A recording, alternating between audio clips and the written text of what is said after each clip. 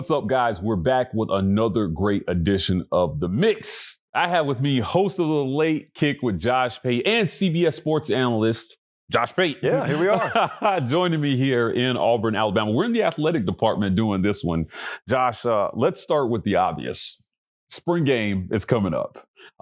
This is Hugh Freeze's second spring at Auburn. They've got some work to do this spring. The bowl game against Maryland probably left a lot to be desired. Let's start with quarterback, man. Hugh Freeze has said openly to us, the media, Payton Thorne will be in first position going into fall camp. You know, what are your thoughts on how this quarterback race is being managed, given what we saw from Auburn last spring? I think if you could look behind the curtain, maybe, if you could get in a staff meeting, if you could inject, 5 ounces of truth serum into Hugh Freeze or any coach this time of year, you'd see the reasoning behind that. And so I was like you. I listened to him coming out of the bowl game. Everything's wide open. Quarterback competition will be a competition. And, to the public or to us, on the outside, it may sound like there was a pretty big swerve in logic. Yeah. You never know what happened between then and now. And I'm just generically suggesting some things because it happens all over the country. Sure. You never know who you got wind may transfer. You never know if Payton Thorne came a long way developmentally and workouts outside of your realm. So a million different things could happen. But bottom line is, I could tell you, Mike, let's go get food next Friday. Yeah. And then you ask me Wednesday, we still good? And I'll tell you, yeah. And then Thursday morning, it's all of a sudden, actually, I can't. It's not that I lied to you. It may just be that circumstances changed. Yeah. And so I think you times that by 10 with how many variables you have. And a lot of times in these quarterback situations, beforehand, it was like that. Now with the portal and now with how wide open the exit door seems to be after spring, could just be you want to maintain the integrity of your quarterback room. And so, again, that's a generic statement. How it's specific to Auburn, I'm kind of interested to watch along with you guys. Josh, it seems like the bar for productive quarterback stats is around 300,000. I'm sorry, 300,000. That would be a lot. 3,000 yards passing. It seems like a good benchmark for a quarterback if you want to have a 9 to 10 win, 12 win season. Got a ways to go to get there. Yeah. Look, Auburn's only had 2 in the whole history of the program: Jarrett Stidham and Stan White. What do they got to do to get Payton Thorne to 3,000 yard passing? I think 2 years ago, Josh, the Pack, rest in peace, they produced 8 3,000 yard passers. And in that same year, as Stetson Bennett, made the Heisman ceremony, the SEC had 5. Payton Thorne was last in the league in passing last year. But if you're Auburn, regardless of whether it's Thorne or one of the other guys, how do you get from bottom of the league to a 3,000 yard passer in one offseason? There's not one answer to it. Sometimes if you're middle of the pack, Cam Coleman, guys like that's the answer. And there aren't many like him, but just going and getting better ingredients makes the better meal. But almost if you're talking about last year, it's like they didn't even open the cabinets. Like we weren't even ready to cook. We couldn't even find the apron. Is Cam Coleman, a player like that, good for, 15% improvement year over year? How much does a top 5 player in all of college football recruiting help a quarterback? Well, here's what it means. So he could go out there and he could do crazy things individually, and he could be on a 500 team doing that. Right. To me, it's about the collective, and it's about everything from backs to tight ends to the number 2, number 3, number 4 wide receivers in that room. How do they let that impact them? Because it could impact them negatively in that they look at him and he'll go do the work. Or they could look at it and say, well, that is a horse over there. He's going to demand a lot of attention,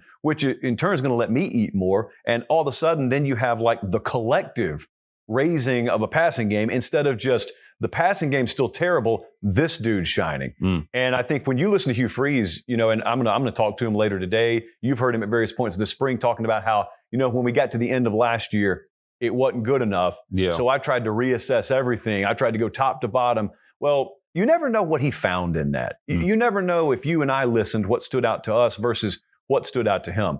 And I know there's been staff alteration around here, and offensively, you're always trying to tweak. I think there's a little more than just tweaking going on with them. So that's, as Meemaw says, Mike, that's why God invented spring football. Yeah. I think it'd be ignorant for anyone, including them, to suggest they fully know what they'll be this fall. Now, they got a guided idea of what they want to be. But the numbers you talked about, that's not even in the ballpark of being close to good enough. Freeze had an interesting, I think, recruiting message. It almost, and I'm paraphrasing here, but it was like, we suck, come to Auburn. Sure. We need talent. That message maybe didn't resonate with the guys who were already here. But he turned in a top 10 class. You still need the guys that were already here. What do you think about the balancing of messaging between we need better players and like making the guys that you have here believe that they're good enough to win, that our coach believes in us? Well, it depends on how strong accountability is in your building. Threefold. Number one, if you have accountable players, you didn't need to tell them the product sucked. They already knew it. They knew it. They take immense pride in their performance. And so he's just echoing sentiment that they already understand. Now, they may be mad that it's said, but they can't be mad at what's being said because it's true. Can they think it's you and well, not that's them? the second part. Right? So the threefold is part one, players, what you put on the field wasn't good enough last year. Mm-hmm. Okay, so then how do I as a coach, how do we as a coaching staff make sure we get in their face before we ever criticize them and say, yeah, but we weren't good enough either. Right. So maybe we failed you. So rest assured. He said some of that. Yeah, linebacker room, wide receiver room, whatever. Rest assured, when I say we weren't good enough last year, it wasn't like we were mad scientists on the sideline calling it right the entire time and you guys were out there screwing it up. But the third part is that works for messaging inside your building. And I think that would appease players enough to where when they hear how your approach is in recruiting, they're not rubbed the wrong way by it. And you know what? If you're worth half your salt, you hope he lands a top 10 class. You hope he lands a number one class in the country. That's how you end up winning. I think 6 top 100 recruits, which Auburn hasn't done that in a while. As a matter of fact, they've probably been more famous for busting out top recruits than landing them. It was crazy, by the way, to just see recruiting battles between Alabama Auburn or Georgia Auburn reignited. Because I was talking to a coach in the Big Ten the other day. You've been talking to a lot of coaches lately. Well, it's been a long spring. But he was telling me about recruiting his region. Mm-hmm. And he was asking me about the South. And he was asking me about some of these big rivalries. Like you got OU, Texas. Well, how much do they recruit against each other? Well, he mentioned Auburn and Alabama. And I said, probably one of the most hidden headlines in recruiting in the SEC is those two. Think about the past decade. How many high-profile recruiting battles do you remember coming down to Auburn and Alabama? And Mike, that's even for kids in this state. Yeah. So all of a sudden, you hit the refresh button last year. Not only do you have battles going on again, but like you're winning some of those battles. So that in and of itself was refreshing. I don't even know where you were going. Well, Justin Ross, right, is a name that pops right out of Central Phoenix City, Clemson, right? Now you got Cam Coleman, top 5 recruit in the whole country, Auburn. Now he didn't choose Auburn first. Jimbo had to, get the left-footed fellowship out there at College Station before they had a shot to get Cam. I had a chance to talk to him before, when he was committed to Texas A&M, and he had his reasons. I went to Central and am from Phoenix City. You're from Columbus, right across the bridge. Throw a rock in a lot of people want to just get out of here and see something different. But relationships still matter, right? And Hugh Freeze established enough of a relationship that when Jimbo got fired, I think Damian Craig was also a big key to his recruitment. So because they weren't retaining him, you're not going to keep Cam Coleman after that. So he ends up at Auburn. But it's not just the Cam Coleman show. You've got a young guy in Walker White, and this is where I want to go with this. He's swimming this spring, just trying to catch up. Nobody expects him to play this year. I think Walker, Josh, had a conversation with Bo Nix, and Bo Nix told him, maybe don't worry about starting your don't freak out. Sure. If you don't play your freshman year. And in some ways kind of intimated maybe that he wishes he didn't start his freshman year. He's got reasons to feel that way. Yeah. There's a clip of him out on Twitter right now talking about the difference between, you know what I mean, the Pac and the SEC. I've got some thoughts on that. I might ask you about that at the end. But in terms of developing your team, Hugh Freeze has been adamant. I need 2 more recruiting classes. He told me that on the court after the SEC tournament. Auburn wins. And I say, hey, when are we going to celebrate your SEC championship? He said, I need 2 more recruiting classes. The portal is not the way to do this. Right. But you do you can't ignore the portal, but he wants to build it from high school. Where do you see this going for Auburn here? Do you think that fans can survive another 6 and 7 season? Right? You and I took the over last year. Vegas set it at 7.5, right? Like, do they have to get to 8 for this to be a successful season? Is 7 going to be acceptable? What happens if they end up at 6, right? Like, what's the doomsday and best case scenario here in your mind? It's where Miami is right now. Miami has Mario come in. Yeah.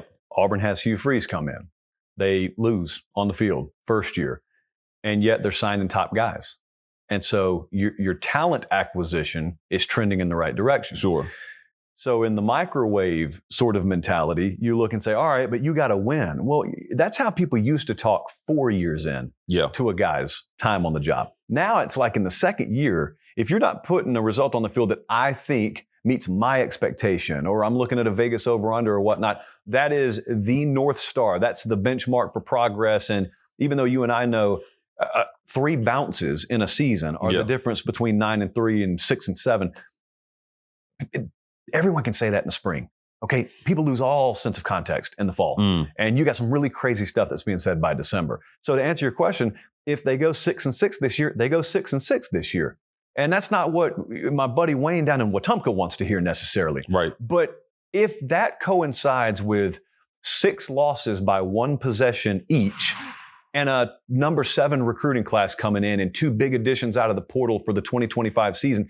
Am I going to sit here and say Hugh Freeze is failing? I'm not. Like me personally, in that scenario, I wouldn't. What if they win 8 games, but 4 of them are blowouts, and they finish 19th in recruiting? Which scenario would you rather have? I hear so you. You got to go a lot deeper on this stuff. One gives you hope for the future. Sure. Yeah. Sure. Right. And the other's so hollow. Because it doesn't matter if you play in a bowl game on the 29th or 27th of December. Like, there's no difference in that. Yeah. I want to know that I can look towards the future. I want to know, in other words, if things suck right now, I can say but. I've got a but in my mind. And if you're in the 20s, losing 4 games by double digits, but I got 8 wins here, there's no but. That is it. That's your prize right there. Yeah. If I'm 500, but I'm landing elite guys, and all the games are close, like last year, they're the ones that pushed Bama and Auburn. They're the ones that hung 200 plus on the ground. Or Bama and Georgia, they're the ones that ran for 200 on each of them. So if I've got that in my back pocket, that is, to me, way bigger than just what is your record. I feel like 7-5,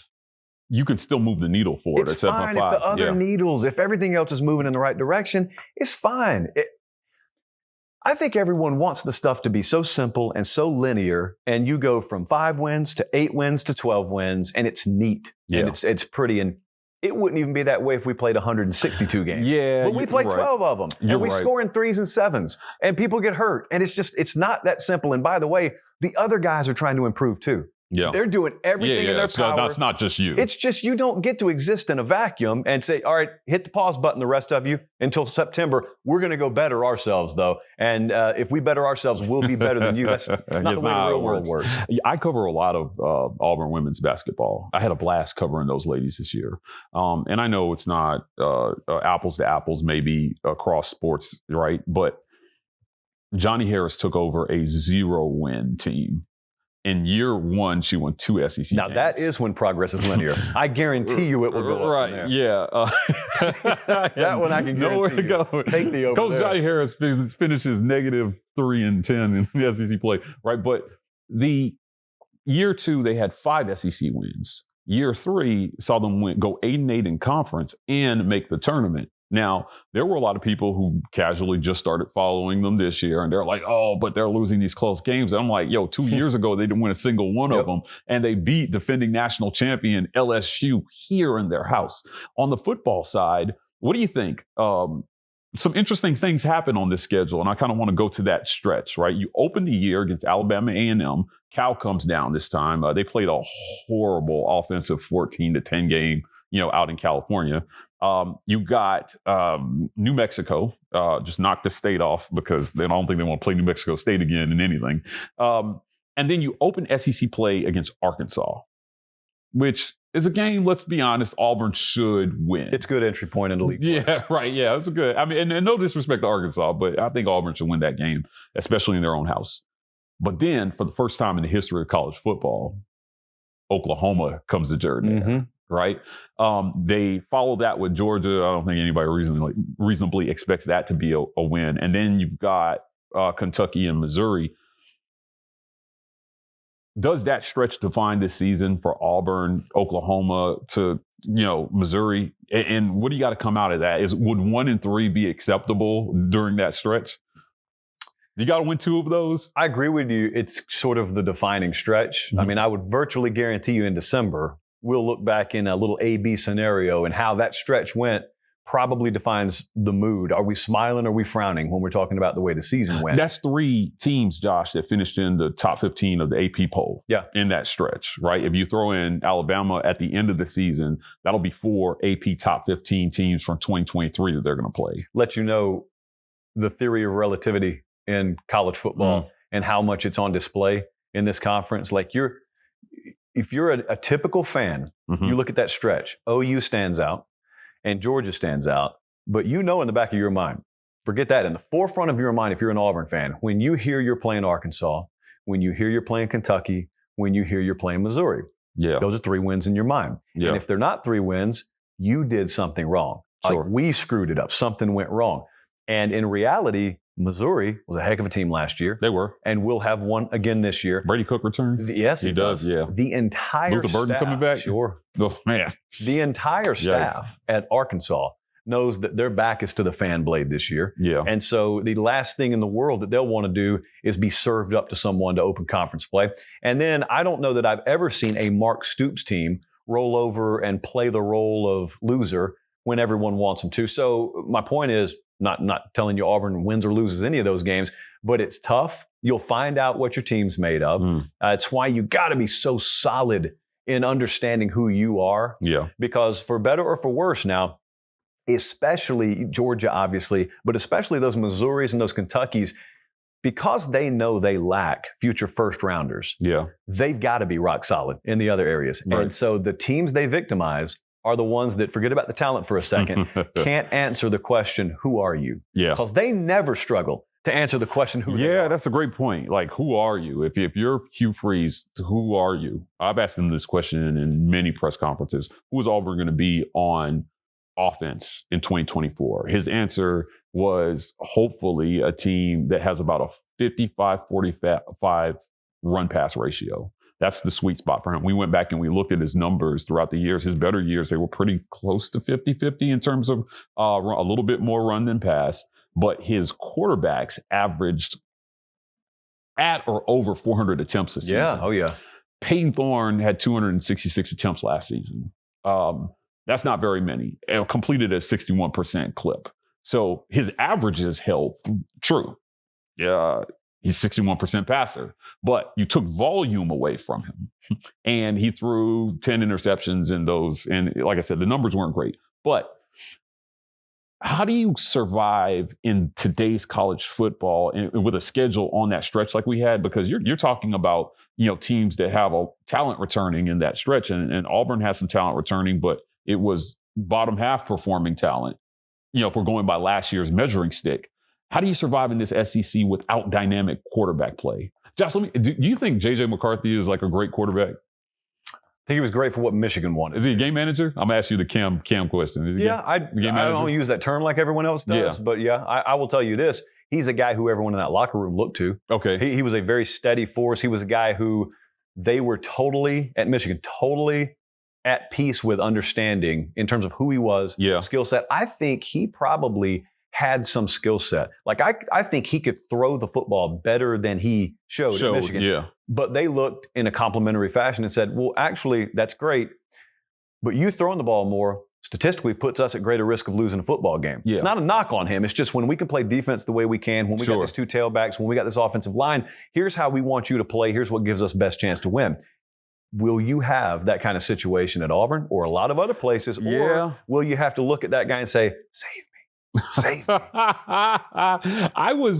So when you look at, and the reason I brought up J.J. McCarthy, because they won a national title with a guy who didn't put up otherworldly numbers. And it seems like the last few years, looking at what's happening at Alabama and the year Jaden Daniels had last year, which was crazy. The fact that there were people that did not vote for him for first in the Heisman ballot, it was crazy to me. But if you're Hugh Freeze, it seems like this year you got to figure out how to put together a mini version of the Michigan formula. How many other places can you get better? Because you maybe don't have a quarterback that's going to go out and win you the game. Cam defined a game manager as somebody who can make the right play at the right time, but is not necessarily going to lose you the game. right? Right. A game changer is somebody, when the game's on the line, he's going to create. He's going to make it happen against all odds. Patrick Mahomes type players are making the throws. Jaden Daniels, those guys are making the throws. The year before, Bryce Young came in to, that kid, they need Brian Harson's first year, right? Auburn takes Alabama to 4 OTs. And I was sitting in the press box, Josh, and it felt inevitable that Alabama was going to win that game. We've seen it, with Auburn before. Jameis Winston driving down Florida State to win at the last minute. There are some players that there's an air of inevitability around them when they got the ball in their hands.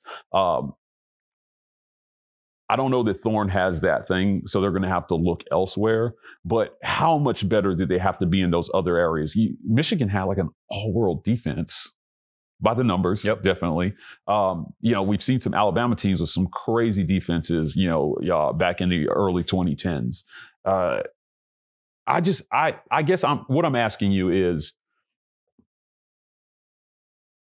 you need a top 4 defense in the SEC maybe to make this thing 8 wins on the right side of that over under the Vegas set. Like, if all things are equal from last year at quarterback, what do they have to do to produce 8 wins? Yeah, I think either quantifiably improve across the board defensively, or there better be an area in the non-offensive production categories where you're just excelling.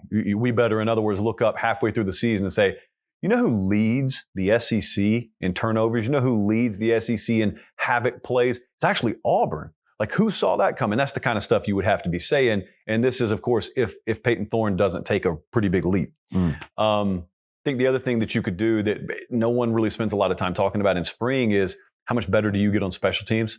How much do special teams factor into a game? And I know it's boring to talk about for people, but it's not boring when they put a 7 on the board because of that stuff. It counts just as much as a 60-yard dime down the field. So I also think that when you look at your opponents and the way they view you, the more things you give them to worry about, instead of just keying in on one guy, like this QB to wide receiver connection. If we take that out, that's 38% of their offense. Yeah. The less you make them think that, and the more you make them think, hey, we could kill you with 1,000 paper cuts. Mm-hmm. That's any given Saturday. That's what we can do. That's the better position you're in. That's how you better your situation. Yeah. Josh, how much do spring games matter, right? Before last season, hear me out. One of the best sources for college football information is none other than Big Game Boomer on Twitter. Of course. He rated you maybe like the second best sports personality. Which I thought was low. I thought it was a little low. I've expressed my sentiment privately.